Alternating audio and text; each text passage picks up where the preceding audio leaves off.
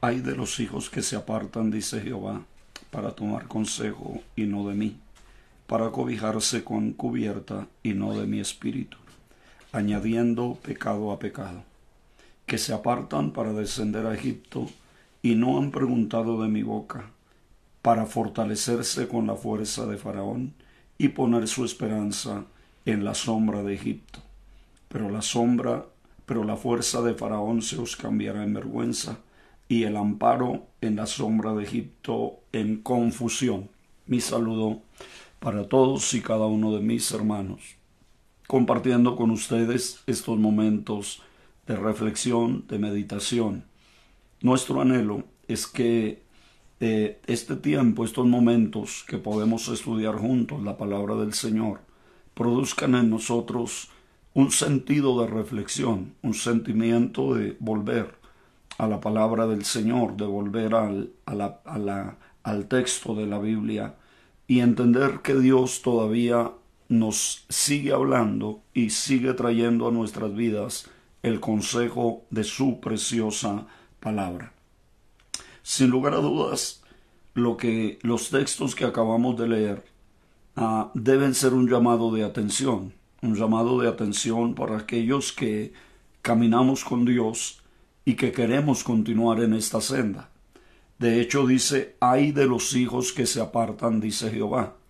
Y note que la expresión no es ay del pueblo, tampoco es ay de la gente, sino ay de los hijos que se apartan, dice Jehová, para tomar consejo y no de mí, para cobijarse no con cubierta, para cobijarse con cubierta no de mi espíritu, añadiendo pecado a pecado.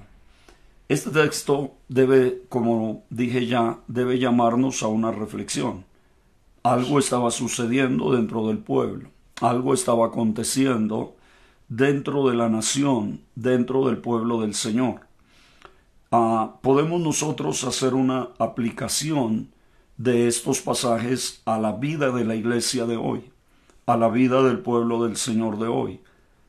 Hay un título allí que hemos colocado: ¿cuándo se desvió la iglesia? ¿Cuándo fue que la iglesia tomó un camino diferente? ¿Cuándo fue que la iglesia se fue por el desecho?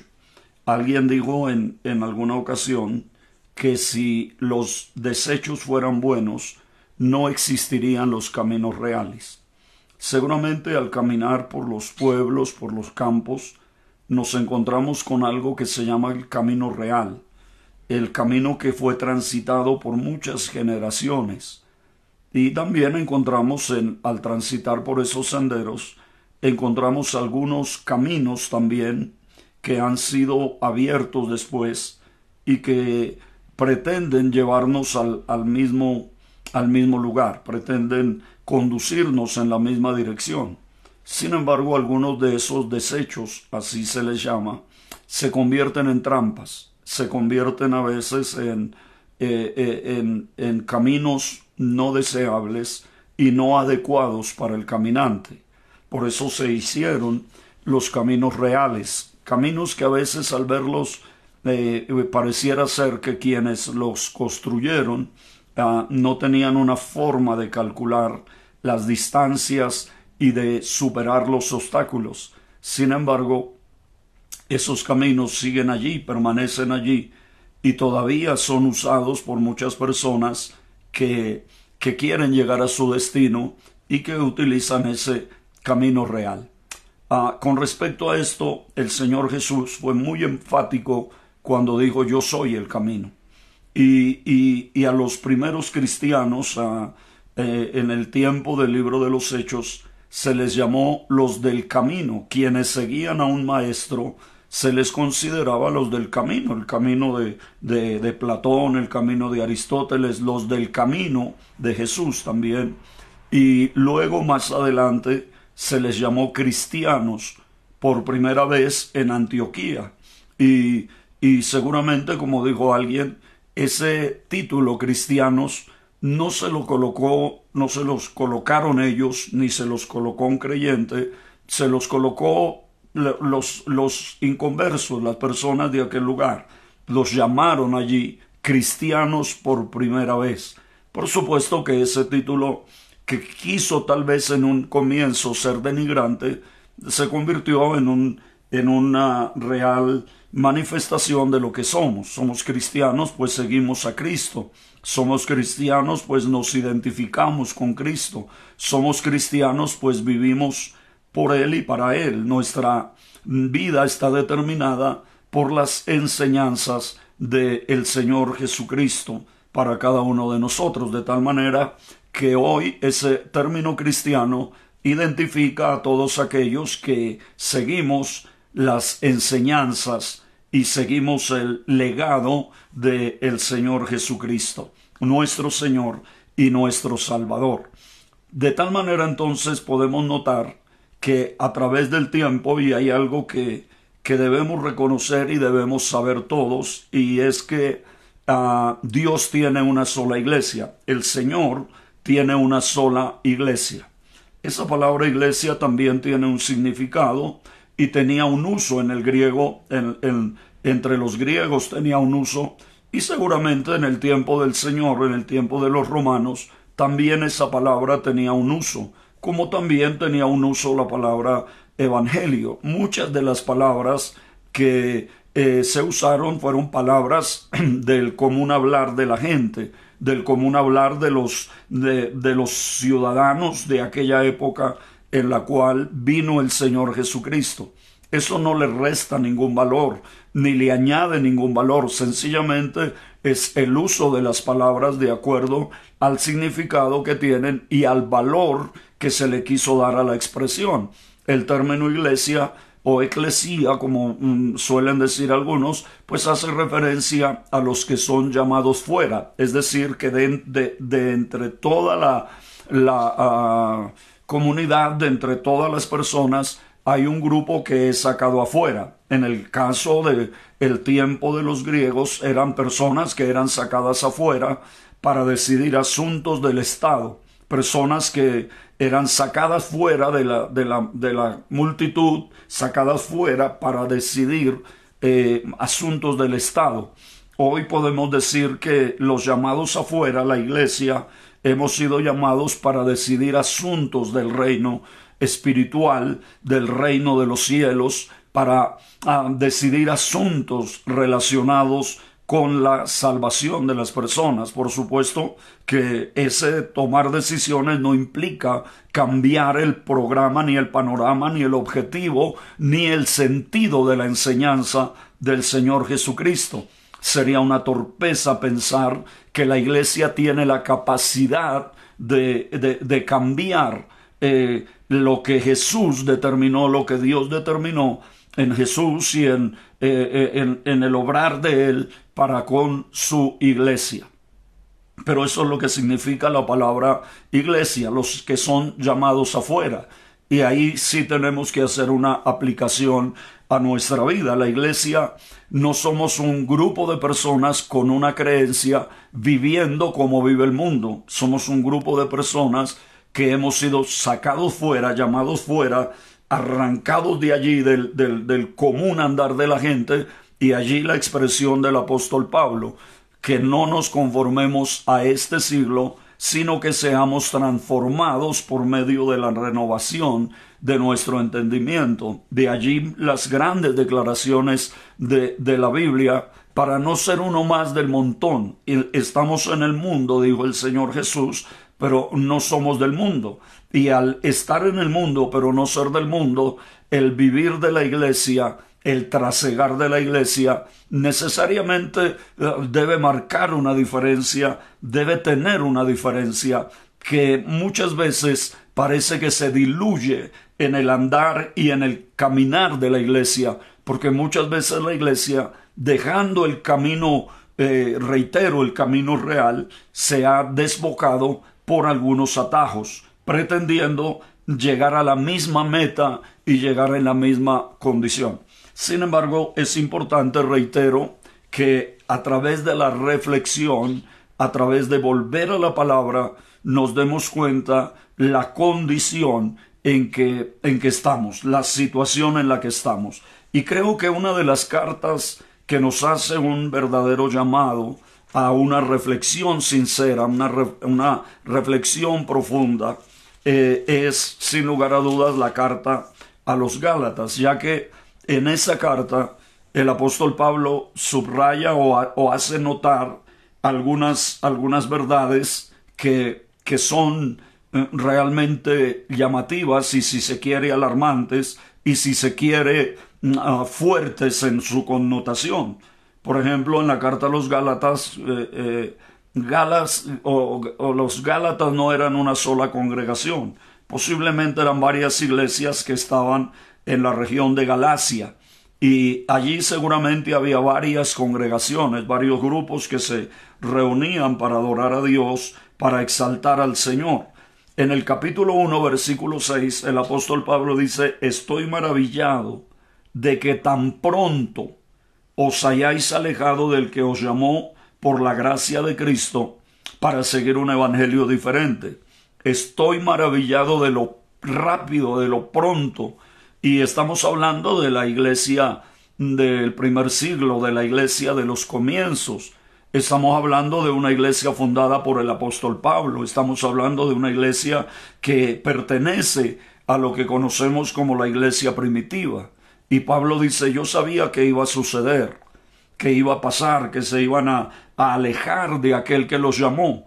Pero tan pronto, lo que le maravilla a Pablo también es lo pronto, lo rápido que la iglesia tomó un camino diferente. Se alejaron del que los llamó por la gracia de Cristo, y lo triste aquí es que, dice Pablo, lo hicieron para seguir un evangelio diferente, para seguir un camino diferente, para seguir una actitud diferente. Entonces uno puede notar que allí se puede decir que la iglesia se había desviado. Las congregaciones allí en Galacia se habían desviado, habían dejado el camino recto, el camino que debían seguir, y estaban siguiendo un evangelio diferente, un mensaje diferente, una enseñanza diferente, seguramente con la connotación todavía de evangelio, con la expresión todavía de evangelio. Hay algo, por ejemplo, que se ha tomado como si fuese palabra de Dios y no lo es. Y es aquella declaración de Gamaliel cuando llevaron a los discípulos al tribunal y les inquirieron, les querían obligar a que no hablaran más en el nombre de Jesús. Este hombre dijo que si el asunto era de Dios iba a permanecer, pero que si no era de Dios se iba a desvanecer, no iba a permanecer. Y se ha tomado eso como si fuese una palabra de Dios, pero debemos recordar quién fue el que dijo esas palabras. Y el que dijo esas palabras no es propiamente un cristiano, no es propiamente alguien que conoce al Señor, no es propiamente alguien que realmente se puede decir que lo que estaba expresando era una declaración del Espíritu Santo de Dios. Sencillamente es una declaración de una persona que tiene una manera de pensar, que tiene una manera de hablar y que se expresa de esa manera. Entonces, nosotros podemos mirar a la luz de la Biblia que a veces tomamos declaraciones como si fuesen de Dios, como si fuesen precisamente del Señor, y nos dejamos llevar por ellas, nos dejamos guiar por ellas, y a veces nos damos cuenta que perdemos el verdadero camino, la verdadera realidad de nuestra vida espiritual. No todo lo que permanece es de Dios. No todo lo que a través del tiempo permanece es de Dios. Hoy podemos nosotros ver que hay enseñanzas que incluso son desde antes de Cristo y aún permanecen, aún están allí, pero no se puede decir que son de Dios. No se puede decir que pertenecen, que por el hecho de que permanecieron son de Dios. El gnosticismo, por ejemplo, las enseñanzas de los filósofos griegos desde antes de Cristo, y no porque han permanecido realmente quiere decir que son de Dios. A veces hay equivocaciones en eso. No todo lo que permanece es de Dios. Hay cosas que no son de Dios y permanecen y están ahí. y permanecen ahí. Por ejemplo, la Biblia habla en contra de la brujería, de la hechicería, y ahí permanece, y ahí está. Y ya desde allá, desde la antigüedad, se habla en contra de esas prácticas. Permanecen, y no porque permanezcan son de Dios, no porque están en pie son de Dios. No podemos tomar eso como una declaración de Dios, que Dios está diciendo que todo lo que permanece es de Él. Por eso es importante que nosotros realmente volvamos a la senda, volvamos al camino, como aquel llamado de Jeremías que le hacía a su pueblo a que miraran por las sendas antiguas, a que preguntaran cuál haya sido el buen camino y anduviesen por ellas. Pero eso no quiere decir tampoco, Jeremías, que debemos regresar al pasado, que debemos retornar al pasado. Lo que Jeremías quiere decir es que nunca debemos abandonar el buen camino que hemos conocido, el buen camino, la buena senda que hemos transitado hasta el día de hoy. Eso es lo que dice Jeremías en el capítulo 6 de su libro.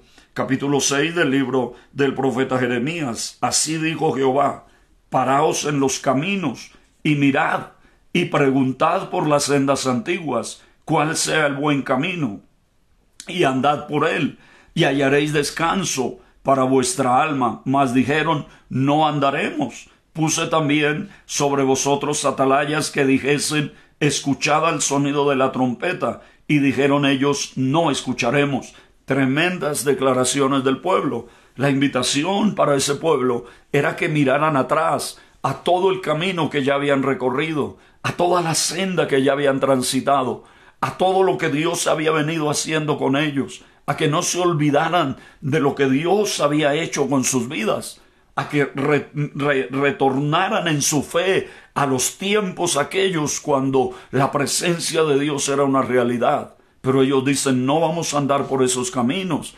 También dijeron: no vamos a escuchar el mensaje de los atalayas, no vamos a escucharlo. Dos cosas tremendas: no andaremos y no escucharemos. Sin embargo, cuando vamos al Nuevo Testamento, el llamado ya no es a mirar hacia atrás, el llamado es a mirar hacia adelante, el llamado es a seguir al blanco, es a proseguir a la meta. El llamado ahora no es a mirar hacia atrás. Miramos hacia atrás a la cruz, al Calvario, a lo que Cristo hizo, pero miramos adelante hacia lo que está proyectado para nuestras vidas, determinado para nuestras vidas, a aquellas cosas que Dios ha preparado de antemano para los que le aman. Uno puede notar que la visión de la iglesia es una visión al futuro, es una visión hacia adelante. La obra que había que hacerse, ya Cristo la hizo en el Calvario. Nuestra fe nos hace mirar al futuro, porque no somos de los que retroceden, somos de los que tienen fe para preservación del alma. Y esa fe nos impele, nos impulsa, nos motiva a mirar hacia la meta, a mirar hacia lo que está delante, a proyectarnos a lo que está delante de nosotros. Y eso es lo que Pablo expresa en la carta a los Filipenses, cuando dice: no lo he alcanzado todo, no soy perfecto todavía, no es que ya lo sea, pero sí hago una cosa: sigo adelante, prosigo a la meta. Recuerde que la palabra clave en cuanto a la proyección del cristiano es: el que persevere hasta el fin, este será salvo.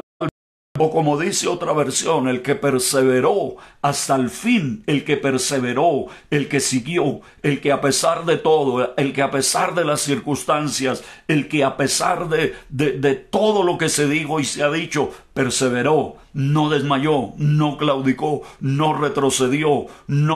Ese es el camino del cristiano, del Hijo de Dios. A Israel se le insta, se le llama a mirar hacia atrás. A la iglesia se le insta, se le motiva a mirar hacia el frente, a mirar hacia la meta, a seguir la carrera, a caminar hacia adelante. Podemos quedarnos mirando hacia atrás a lo que fue, a lo que pasó, como dice el libro de Eclesiastés, que Dios todo lo hizo hermoso en su tiempo y puso eternidad en el corazón de los hombres. Pero también dice la Biblia que es Dios el que restaura lo que pasó. Todo tiene su tiempo y Dios restaura lo que pasó. El caminar de la iglesia no es por qué Israel tenía que mirar hacia atrás, por qué Israel tenía que preguntar por las sendas antiguas y cuáles eran esas sendas antiguas. Era toda su historia, era todo su andar, era todo su caminar, era mirar a Egipto, era mirar a la esclavitud, era mirar al Mar Rojo, era mirar al paso del Jordán, era mirar a Jericó destruido, era mirar aquellos tiempos, aquellas épocas cuando Dios y la gloria de Dios estaba sobre ellos, una senda que habían perdido, que habían errado, que habían equivocado, se estaban yendo por los atajos. Por eso es que Isaías dice: ay de los hijos que miran a Egipto, que buscan protección, que buscan cosas pero no de Dios. Y entonces es allí donde hay un llamado a que no sigan añadiendo pecado a pecado, sino que miren las sendas antiguas, aquel camino que recorrieron sus padres, aquella senda que recorrieron sus padres. Pero la iglesia es llamada a mirar hacia el frente, a mirar hacia adelante. Usted que me está oyendo,